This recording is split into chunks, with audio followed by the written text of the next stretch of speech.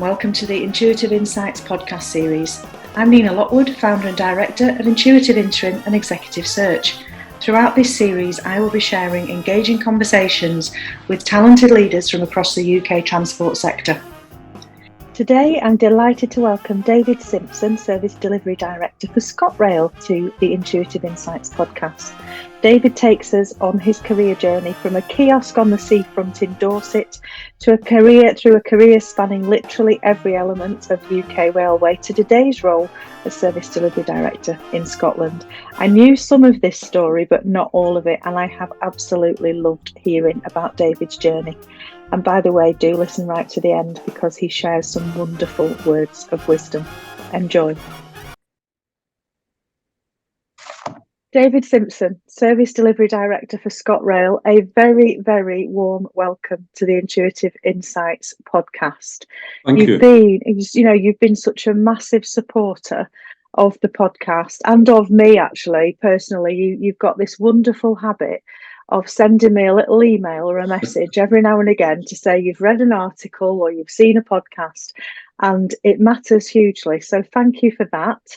I am delighted I finally got you in the hot seat for the podcast, and it's not so hot. It's kind of nice and warm and cozy, isn't it? So we're going to start in a traditional format for this podcast.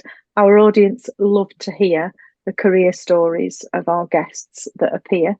So I'm going to ask you to take us back to the very beginning in terms of career choice. How have you got to the position you are today, where you've been, what you've done, and then a little bit around what does the Service Delivery Director for ScotRail do on a day-by-day basis? Thanks, Nina. It feels a bit like going back to ancient history, but I'll start and see where we get to. So my first job in transport was actually before starting full-time. Although I'm from Scotland originally, I grew up down in Dorset. And I got a summer holiday job working for Southern National Buses for a couple of summers. And this was selling the coach tours, the mystery trips, went out around Dorset to go and visit sites and so on and so forth.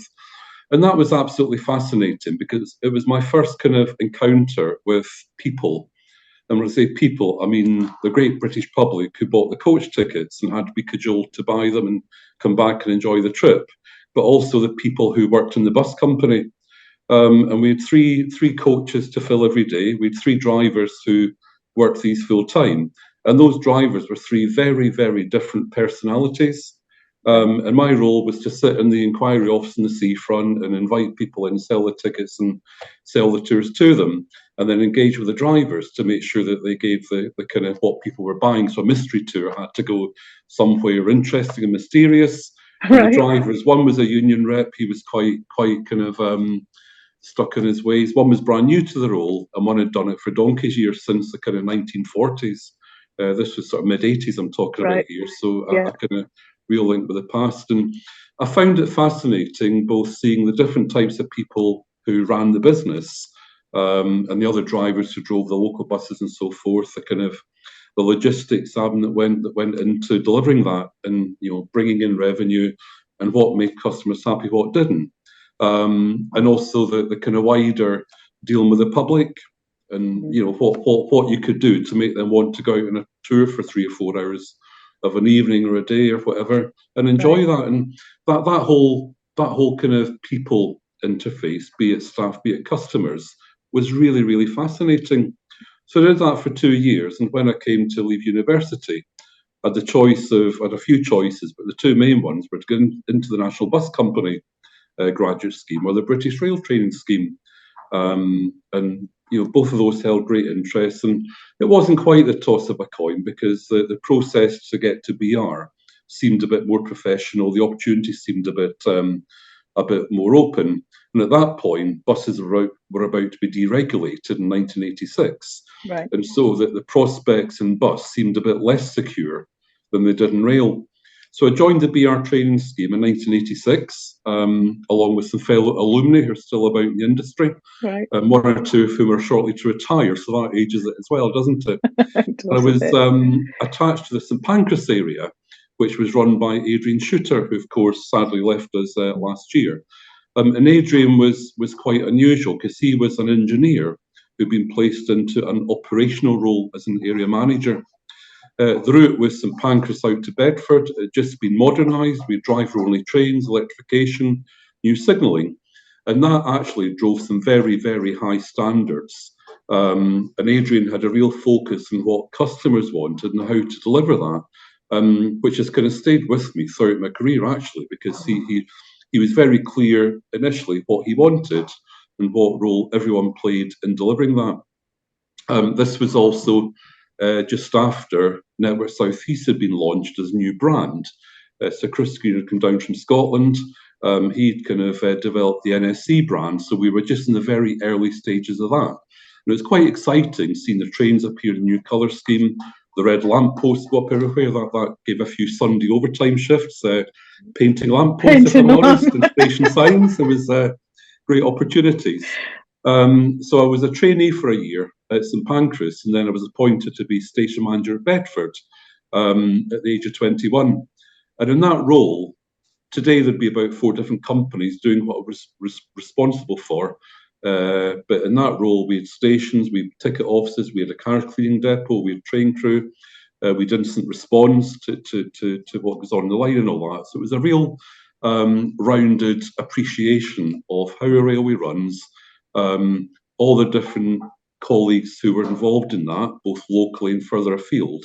And what I got most from that was, I guess, this real sense of ownership that Bedford Station was mine. The local stations up and down that line, we covered Luton to Bedford, we owned. And I think everyone took a real pride at that time in delivering a really good service on that line. That period also coincided with the Thameslink service being introduced. So when I started, we just ran to St Pancras and Moorgate, and then we ran through the Thameslink tunnel to the southern region when I was there. So I was at the very early stages of that, and saw the benefits that that real connectivity gave, both to that line and further afield. You could go to Brighton for a day out without changing the line, for example, and you could see passengers responding really well to that. Yeah. The other kind of feature there was this Network South East push on standards.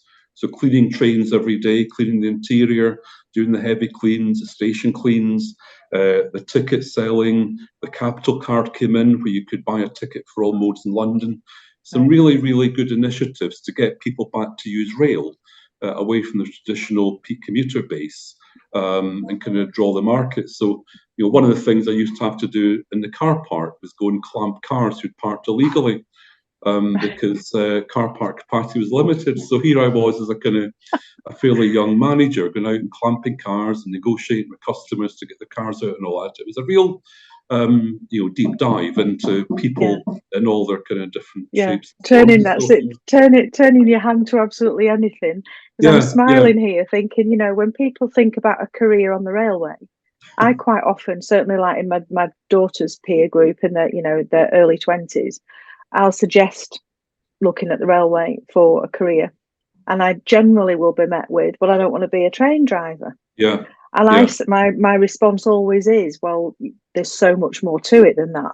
But I have to say, clamping and lamppost painting have not been on my list of things that I've offered as an opportunity. So I think I need to sharpen my act up a bit there, David. I didn't know about that. They were highlights that stuck in my head for some reason. But I think the point of saying all that is you were given some really big responsibility very early on.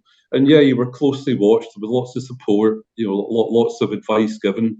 I had an oppo at Luton who was a very experienced colleague called John Spellman, who'd been around for 30, 40 years at that point. So I think we were quite a good balance there. In terms of making sure things work well. So I spent a couple of years in that role, then went off to something totally different in the East Midlands, managing freight depots. And this was around Nottinghamshire, Derbyshire. This was not long after the miners' strike, and that presented a whole new set of interesting challenges, because we still had depots where some drivers drove trains during the strike, others didn't. That led to segregation. There was some really deep-rooted wounds, if you like, from that. And so that was another interesting kind of experience, trying to make sure depots ran well with that that kind of history to them. And it wasn't just the depots, it was the towns and the villages where there was this kind of divide between those who'd worked, those hadn't. Freight in itself was fascinating because, unlike the passenger service, which was regular, routine, predictable, the freight timetable changed every week. It depended upon what was coming out the coal mines and what the power stations wanted. So every week we had a new train plan to design and plan and resource, and a very different set of challenges. And that took me around some very the highways and byways of the Nottinghamshire collieries.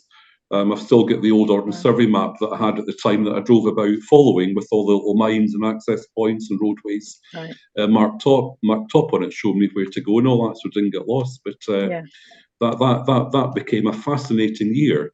And it was a year of the business was contracting, a lot of the mines were closing, the tonnage was reducing, so it was a little bit of contraction, and trying to adapt to the kind of world that mining was in after the early 80s miners' strike. This really strikes me again, and there's a theme emerging here in terms of engaging and managing stakeholder relationships, and recognising from really early on, when you're in the kiosk on the seafront, that there's a different way of working with the general public at large, but also, and I found this really interesting, that you'd recognise that the bus drivers were all very different as well. So we treat that relationship differently depending on the personality of the person we're dealing with. I can only begin to imagine, and only because I've watched films and documentaries about what happened during two communities during the miners' strike, and that segregation of, as you said, of towns and villages as well as actual depots must have been really, really challenging to work in that kind of environment. And was it just a given, David, that that's what we are segregated, that's how we work? Or was there kind of a collective effort to try and change it at this point? Or was it kind of, no, it's too soon, we're just going to leave it as is? I think a bit of both, Nina. I think it was a given. It was so much wider than just the train drivers. But there was such almost a tribalism in terms of how it felt. And the mess rooms were literally physically segregated, and never the twain shall meet. And it was more obvious at some depots than others, but that made it very difficult for the train crew supervisors, for example, who kind of resourced the service and run the service. If there was a gap caused by driver A, then getting driver B to cover that gap, if driver A had been somebody who'd worked in the dispute and driver B wasn't, created lots more difficulties than would have been the case otherwise. So again, watching how some very experienced operating colleagues managed that and tried to get out of people what they needed, but recognising those very, very kind of deep-rooted enmities, it was quite an education. I wouldn't pretend I get anywhere near trying to sort any of that, because it was much bigger than the role I was in at the time, and those three depots. But it taught me quite a lot in terms of the kind of the challenges that managing people can bring for all sorts of reasons beyond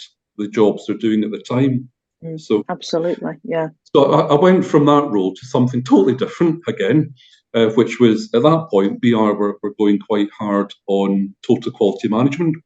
So I joined that team for a year or so as a quality facilitator, and that was about bringing people together to work in quality improvement projects, to find resolutions for them using the kind of the total quality management process improvement type techniques.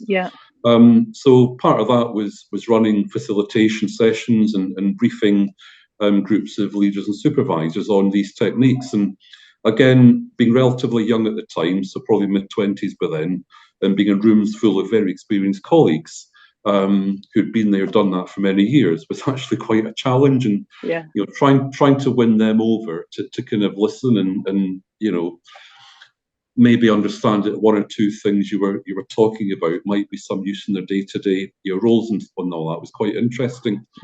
So did that for a year, then moved back out into performance type roles, as most of my era did. Spent time in a couple of the train operating units, as they then were prior to privatisation.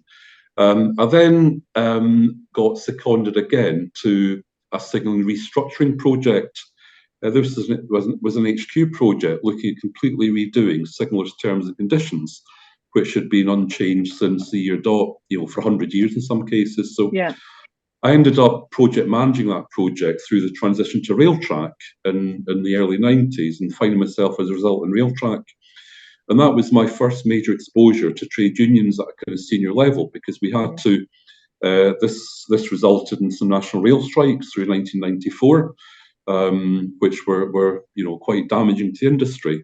And watching how the new Railtrack senior management managed that on the HR side, on the ER side, on the operational side, was absolutely fascinating. We got a deal in the end. That deal remains in place now, 25, 30 years later, I'm pleased to say, largely unchanged. And the role then became implementing the deal across the then Railtrack zones, as they were called at the time, and making sure that each zone picked up the SRI Signal Restructuring Initiative proposal and implemented it as effectively as possible. So we did some training, there was some different job evaluation as part of that, and moved it on. So that was probably about 3 years worth. It lasted far longer than that initial secondment as a kind of ops advisor had been expected. And as I say, that gave some real exposure to lots of senior people in Railtrack at the time. This is well before Railtrack went bust. It was still, it was brand new at that point, quite young. And John Ellis was the head of operations, the kind of ops lead. And John was an absolutely inspirational person to work for, and of course still is around the industry today in Railway Heritage Trust form and so forth.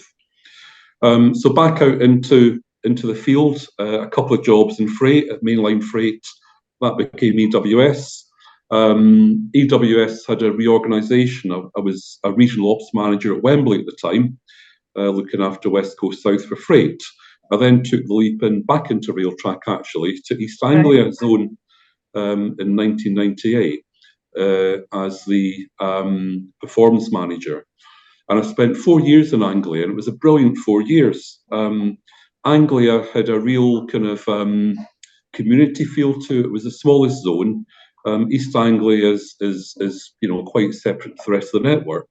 We were based at Liverpool Street, but it felt like we were a million miles from central London. And we ran a really diverse network. We ran some really busy London commuter lines, ran the line out to Southend, but then also some of the Norfolk branches, up in the really rural bits there. I moved into commercial management there, and I became route business manager for West Anglia. And that role was it was a new role that the ZD, Ray Price, had created, zone director, aimed at bringing together all the different functions who ran the business to focus on the customer. So I was also the account manager for West Anglia Great Northern Talk and the LTS Talk that then became C2C over that period. And we tried to bring together all the different delivery bits of the organisation to really focus in on what the customer wanted, be it the train operating units, be it Stansted Airport, which was a big customer in the route. The airport station was in place there, and they were growing quite rapidly. And they wanted to know how we could help them with their business, but get more passengers to the airport by rail. So again, that was a fascinating 4 years in Anglia, and that really opened my eyes to some of the more commercial aspects of the industry and how that all worked, and particularly relationships between Railtrack and train operating companies and how they could be nurtured and developed. And the way we did that, I kind of saw myself as the presence of Railtrack and the train operating companies. So I used to go along to some of their top team meetings, some of their management meetings and so forth, just to be Railtrack and give some kind of feel that we were interested in and want to do the best for those, which was quite enjoyable. And in Anglia, it felt like a real community railway. That community feel, street, I then moved across to work for Dick Fern on Midlands Zone, on West Coast South. And I spent 3 years at West Coast South, which is probably one of the most both challenging but enjoyable times in my whole career. So the role I went to was Executive West Coast South, it became general manager West Coast South. It was basically, in a nutshell, keep the trains running while West Coast Route Mod dug up the tracks. Right. And this was the Yeah, point challenging. where, this was the opposite of HS2. This was renewing the West Coast Main Line, Europe's busiest mixed traffic railway, files, open heart surgery type of stuff. So Virgin and Silverlink were the two main passenger operators. We had all the freight operators as well. Chris Green had arrived at that point as the Virgin CEO, and I know you know Chris very well, was very demanding in terms of what he expected from us in Network Rail. And my job really was to try and get the project team, which by that point was being run by Bechtel, the kind of third party, and our kind of day-to-day priorities aligned to the degree where Bechtel could deliver what they want. Virgin could get the Pendolinos into service and up and running, and we could keep the railway running on the day job as well as possible, while all this massive work went on around us. Right. So it was a role that really, really demanded huge reserves of tact and diplomacy to try to get these different competing priorities kind of aligned in a way that delivered for all the kind of stakeholders.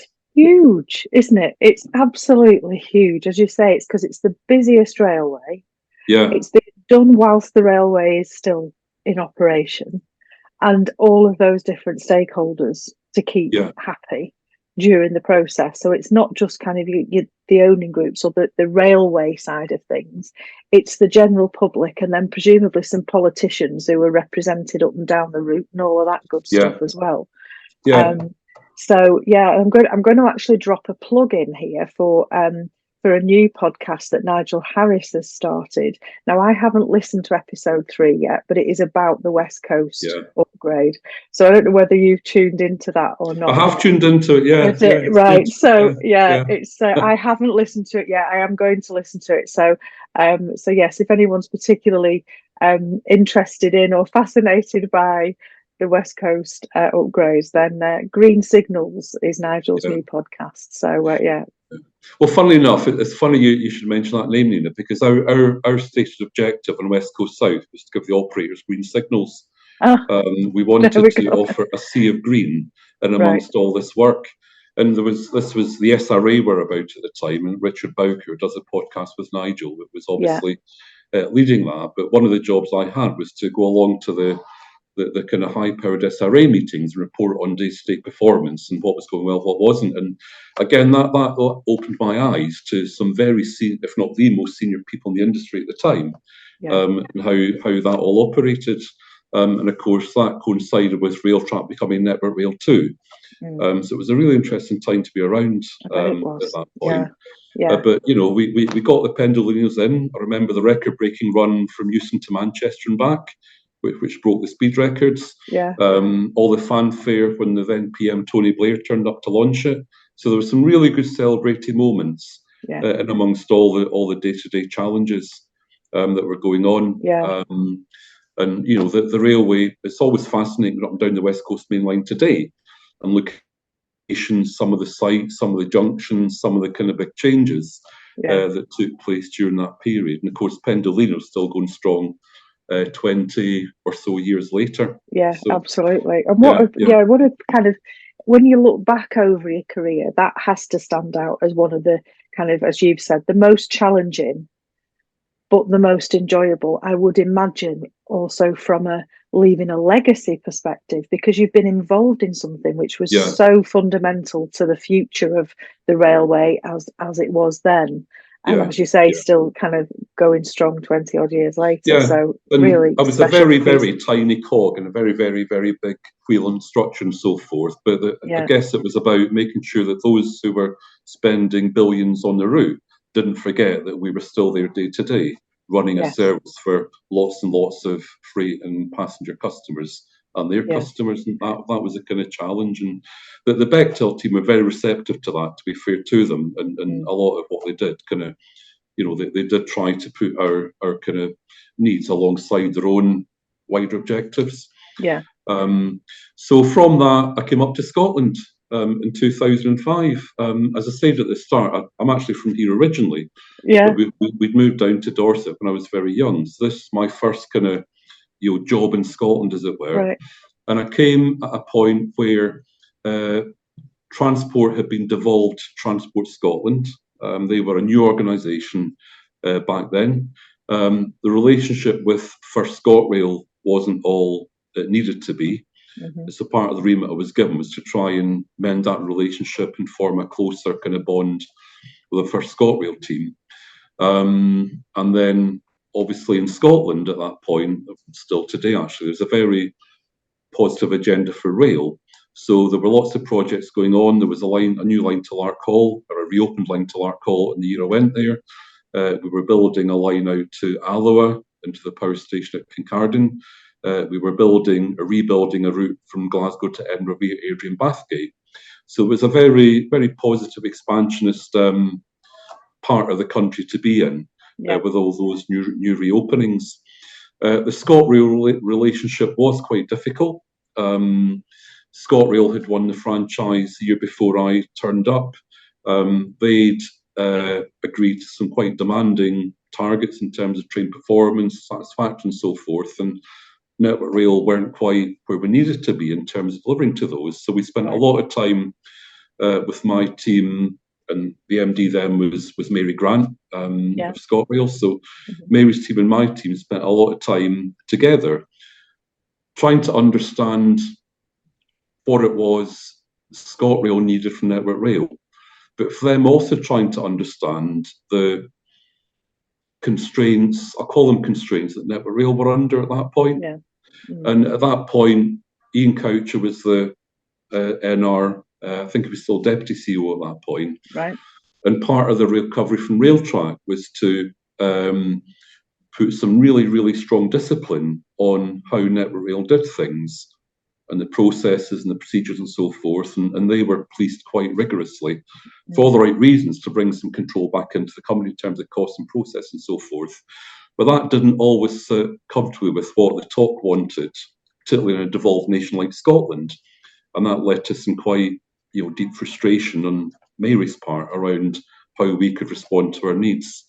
And we took ourselves away after a year or two, and we came up with something called the Dunblane Accord, which kind of set out what it was we were both trying to achieve, how we'd behave towards each other, and what the outputs of that would be, just to kind of draw a line and then kind of move forward in a much more collaborative way than we were previously. And I think that was quite effective over the next few years, to the point that in 2012, we became one of the 2 pilot routes to be devolved as part of NR's scheme to kind of devolve accountability down to the route. So ourselves and Wessex became devolved. Wessex went down the road with South West Trains, as then was. We did a lot of work with ScotRail. We did some schemes like electrification to Paisley Canal for a bargain basement sum. And we did it in kind of a couple of months, rather than the usual kind of months and years and so forth. And we did some stuff around joining teams together and just working more efficiently where we could prove a benefit to customers. And here we are 10 years later, and devolution still quite a hot topic. And what the centre do in Network Rail, what the regions and routes do, I don't think is quite finally landed. And there we were 10 years ago, 13 years ago, trying to do the same back then. So it just shows how difficult these the super tiger can be to move. So after Network Rail, I spent a year on a top franchise bid. I spent a year in the National Express bid for ScotRail, which in itself is an education, because I had no idea on the detail, the complexity, the rigour that goes into those franchise bids. We came second. We lost out to Bellio, as everyone knows. So I then went to join Caledonian Sleeper, which is part of that change, had been taken out of ScotRail, set up as a standalone business. I went as production safety director. That gave me engineering for the first time in my role. And I think what was interesting there, we went just before go live, and what we'd missed totally was that this was not a transfer of a talk. This was a business startup. This was a new business starting from scratch. Spent 3.5 years there. It was all about the transition from the old rolling stock, the Mark IIs and 3s, to the Mark Vs that they operate now, and trying to set the business up as a standalone entity, with Serco obviously providing a lot of that as they were the owning group. Driving performance, we had a right time performance contract. We all had to achieve trains right time, none of this PPM malarkey. And that drove some really interesting behaviours. And although Sleeper only operate, the 4 return trains London night, 2 down, 2 back, and then the portions in Scotland, it was actually just as complex operationally as ScotRail, who run, we run 2,100 trains a day. Because the way the trains are in portions, they split, they join, they have to be the right way around, they go to different places, they have maintenance cycles. It was logistically absolutely fascinating. And trying to keep that together every night with some really, really old rolling stock that was on its last legs was absolutely immense. And with some IR issues too because of the condition that we navigated. So, And Sleeper, of course, is now much more settled with the new stock, and they're booked every night. Yeah, and a whole different kind of passenger experience as well, there, isn't it? Because I know that the passengers are referred to as guests, aren't they? Yeah, they are. It's a different Yeah. experience because you're not just getting on like I would if I got on an Avanti West Coast at Preston and I head down to London. I sit in my seat, and then 2 hours and 12 minutes later, all being well, I land at Euston and I get off. Whole different experience on a sleeper train, isn't it? And I've never actually travelled on one. I've never had the cause to travel on one. But when Ryan Flaherty was MD there, he gave me a tour, and I was so impressed with the setup and how everything was presented in terms of that like little hotel room that you were in with your private facilities. Absolutely blown away by the standard and how everything had been done, but so different in terms of the service offering to any other train. And as you say, a business startup, so fascinating to be involved in that, I'm sure. And this whole thing about their guests, not passengers, the customers, was interesting too. You can imagine the kind of ridicule that attracted from some of the more experienced colleagues, but it was actually really important because people spend a lot of money to travel in that service, and they expect more than, everyone should get a good service, but they really expect it to be treated as guests when they're with us. And then finally, ScotRail, 4.5 years ago, as Ops Director and then Service Delivery Director. And over that period, we've seen COVID, we've seen the transition to public sector, and we've seen all sorts of change, but also some really positive kind of developments in the network, electrification, more services and so forth over that period. And some IR issues too, of course, like the rest of the industry, which thankfully are behind us up here. And in ScotRail, it's a wholly different situation. I've got 2,000 odd staff, over 2,000 trains a day.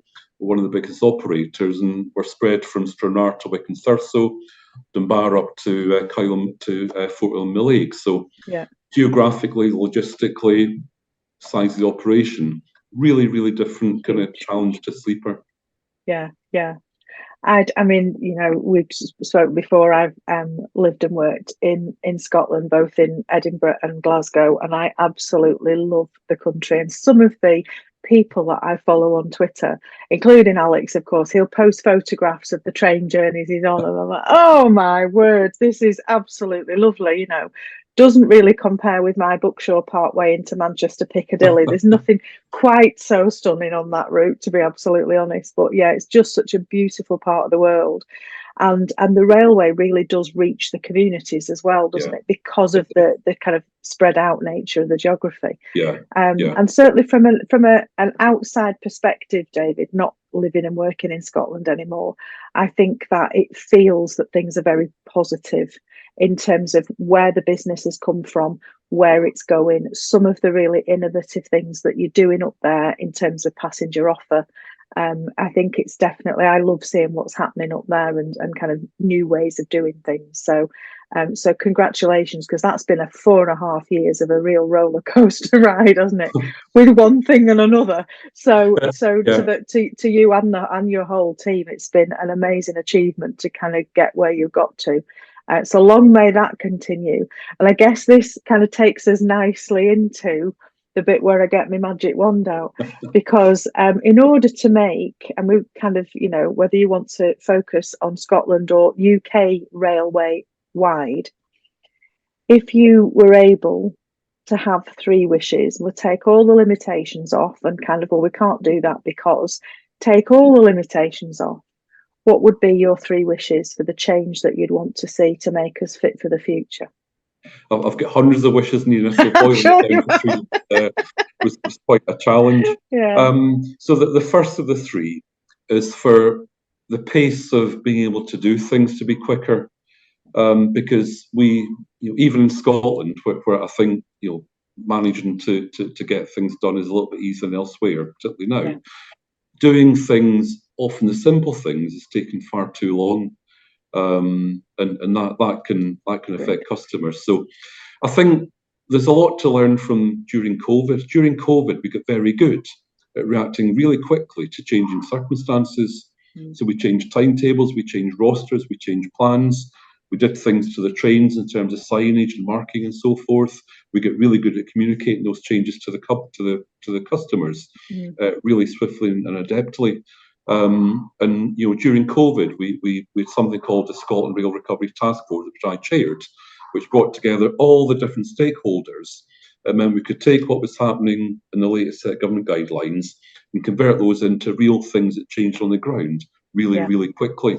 And we changed the timetable about 14 times over 18 months, which is unheard of. And we got agreement for things almost within 48 hours in some cases. And I think we've lost that. We've lost a lot of that fleet of footness, a lot of that agility, which we always said at the time, what we need to try to do is capture what we're doing now. So as the market changes post-COVID, we can respond much more quickly to the changing customer needs. Like we get fewer commuters, we get more leisure traffic, more tourist traffic, different days of the week are busier, that drives different timetables, that drives different patterns during the day.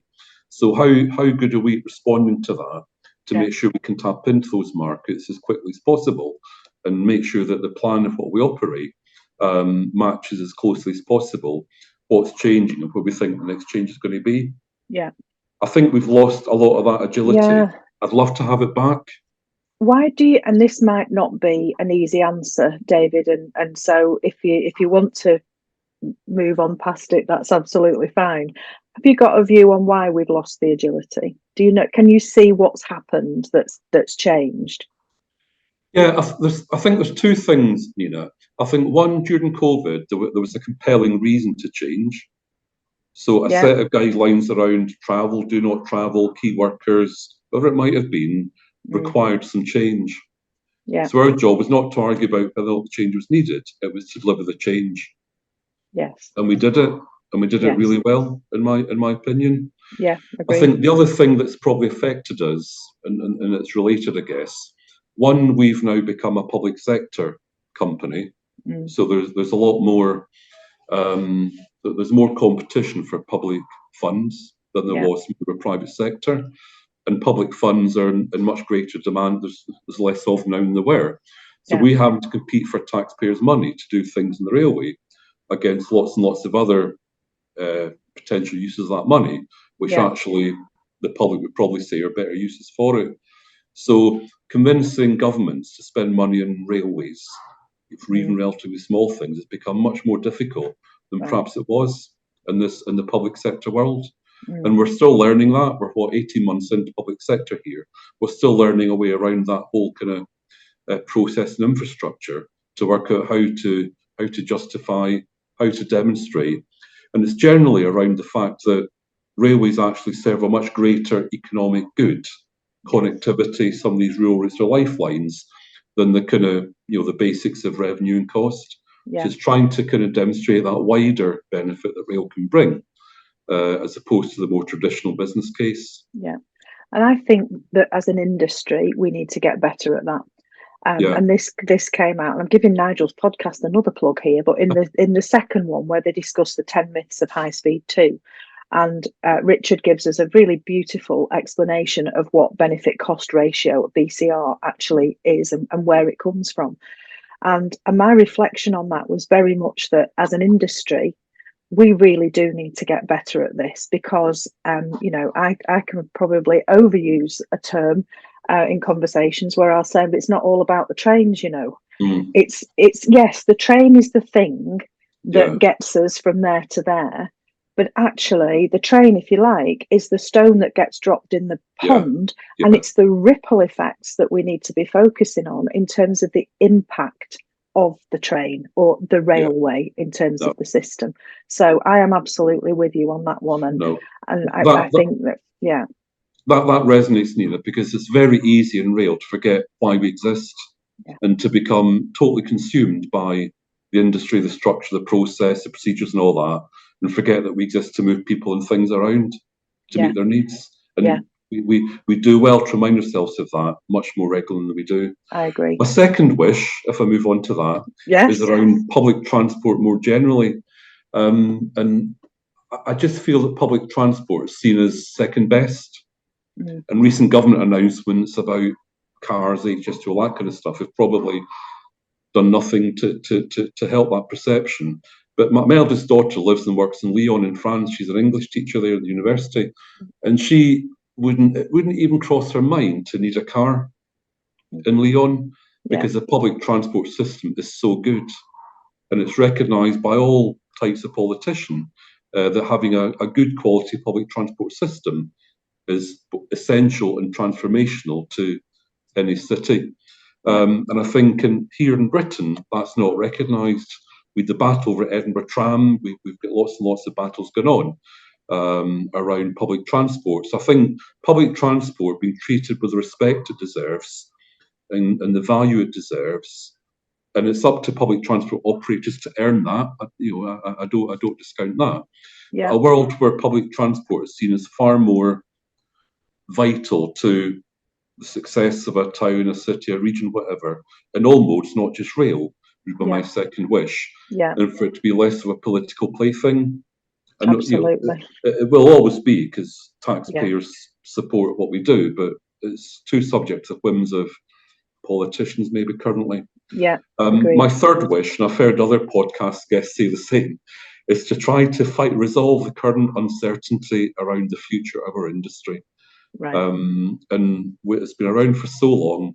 And I guess what I'd like to see is the industry taking a bit more, we're the experts, so what can we offer about our future that looks so obvious in terms of a strategic authority that sort of sets the strategy direction, letting the industry get on with doing what it does well, having a strong customer focus, taking out some of the complexity. I think on the Matt Rice podcast, Matt spoke about the complexity, number of parties and all that drives some of the things we've spoken about.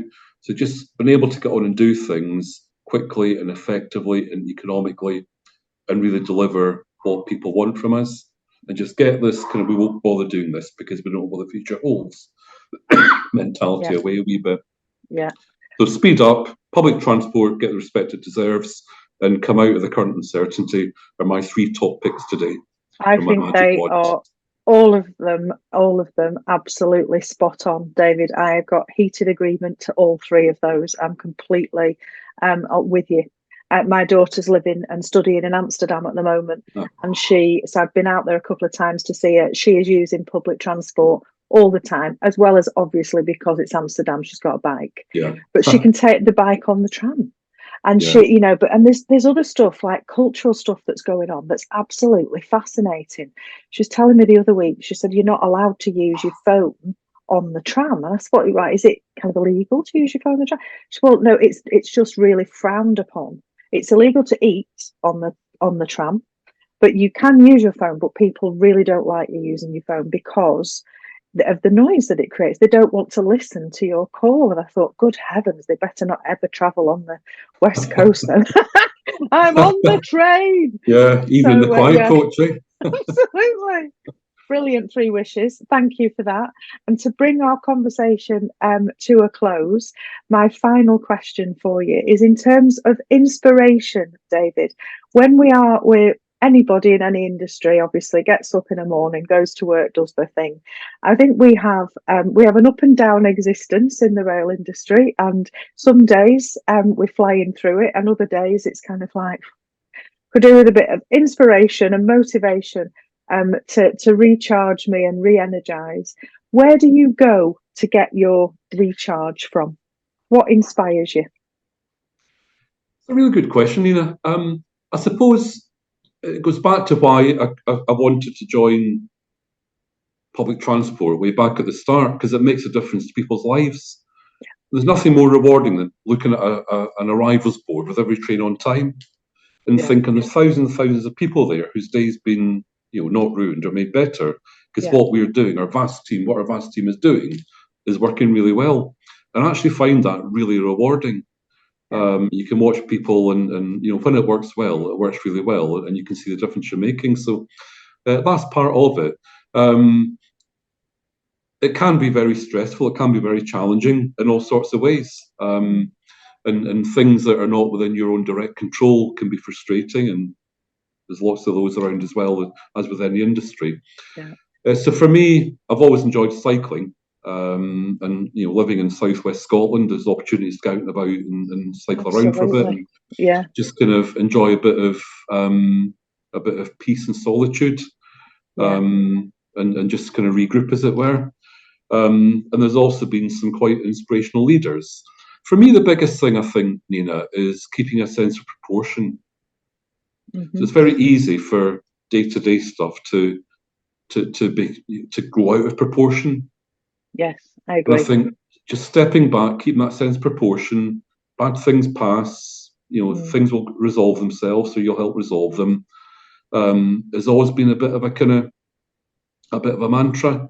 There's things in life that are things in the world that are far more difficult and challenging than the things we have to deal with. And it's easy in the railway just to become so drawn into things that you lose sight of that. So what we do is important. Some brilliant people do what we do, and we make a difference to people's lives. And I think remembering that when you need to does kind of pull you out of the kind of, what a day-to-day has been, a little bit, and kind of raise the sights again.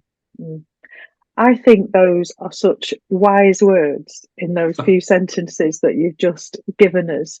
I think you've had a really interesting career. I don't think there's anything that you haven't touched or been involved with as you've gone through that career story. I've really loved hearing it, David. I knew bits of it, but I didn't know all of it. And it's been an absolute treat kind of being taken along that journey with you.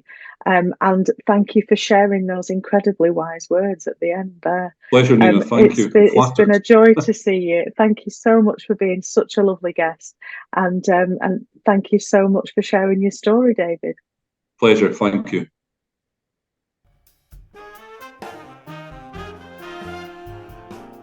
My huge thanks to David. I've been waiting a long time to get him onto the Intuitive Insights podcast. I'm delighted he was able to make the time to join me, and I hope you've enjoyed the conversation as much as I did. Thank you for joining us.